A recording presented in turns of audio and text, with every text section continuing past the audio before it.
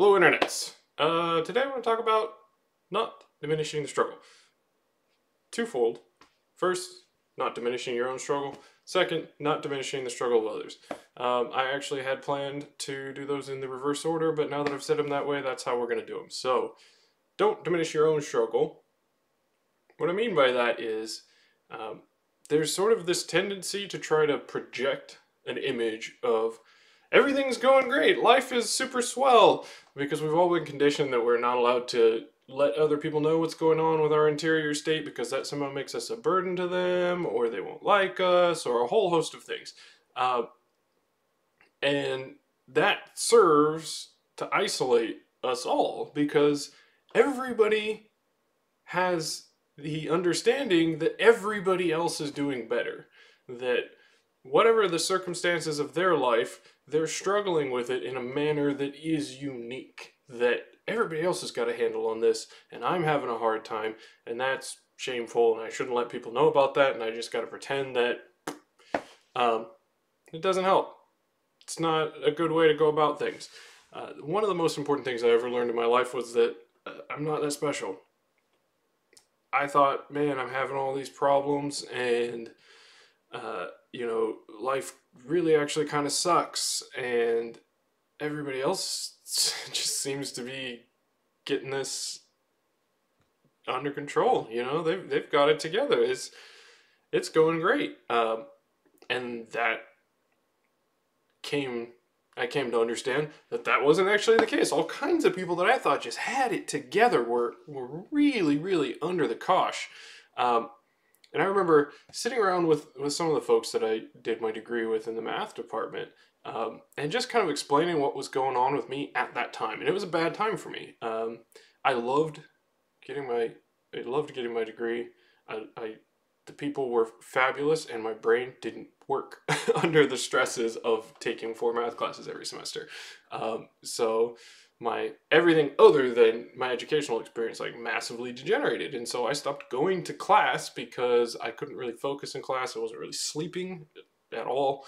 I had this really bad insomnia for about 18 months, and I wasn't getting anything out of class, and I could at home sit with a book and just struggle my ass off and eventually learn the material. So I'd get the syllabus, I would find out what the class was about, and then I would just stay at home, thoroughly depressed, having a miserable time, but doing a boatload of problems. And I'd get through my courses, I could pass the tests. And math departments, fortunately, don't really care about much other than the fact that you can pass the tests. So did all right, but the perception that other people had was I didn't go to class because I didn't need to go to class because I was just so good. And that I was just killing it, and so I was out there living this carefree life because I didn't need to do any work, and everything just came super easy to me. And it was one of those things where some other people were having sort of similar experiences, and there was sort of a number of us who hung out and we worked on problems together and whatnot. And as far as I can tell, we all thought somebody else was super good and way better than us, and those other people were having a similar experience. And that's like a little microcosm example from my life where the perceptions that I had of what I was experiencing versus the external perceptions of what I was experiencing were just completely different, and I came off a lot better in other people's estimation than in my own estimation, pretty consistently. And as that unfolded in my life with doing a little math thing, it really can unfold in all the domains of people's lives. When you look around, if you haven't opened the lines of dialogue, if you haven't let people know what your struggle is, then they're not going to feel safe letting you know what their struggle is.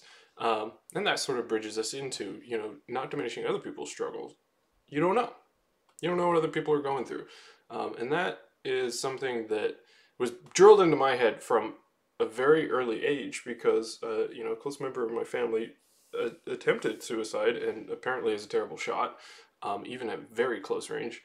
Thank heavens. But so that person, as I was coming up, knowing that the sort of brain that seems like a good idea too runs in our family, it was just sort of like, hey, first off, if you ever have any issues at all, bring it here, I'm always here for you. But then also just like, hey, you really never know what's going on with somebody else, and they can appear to be completely happy, healthy, hale, and can be just a fraction away from the edge. So don't push people.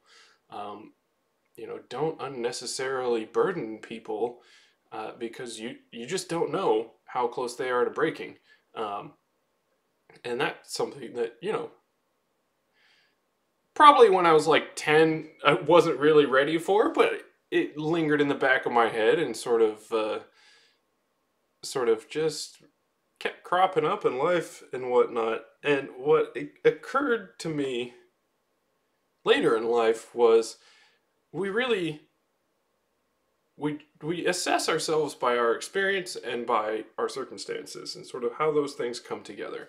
But we're missing the experience for other people. We can see their circumstances. We can see how much money they have. We can see how much stuff they have. We can see what kinds of relationships they're in. But we can't actually view those things through their eyes and evaluate those things through the sort of frames that have built up inside of them from their cumulative life history. And what happens when we're missing that information is we unconsciously substitute our experience for their experience. And so it becomes very easy to say, well, if I had all the advantages that guy had, I would be so happy. But what you don't have is the experience that guy's had on the way to the present circumstances that you're viewing.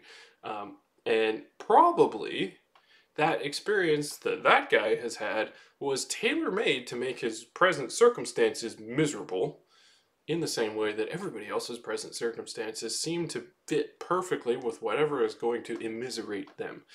It's a fascinating little pattern, which I'll have more to say on at length at a later time, that it seems to not matter what circumstances you end up in, you will have developed a way of viewing them that makes you unhappy.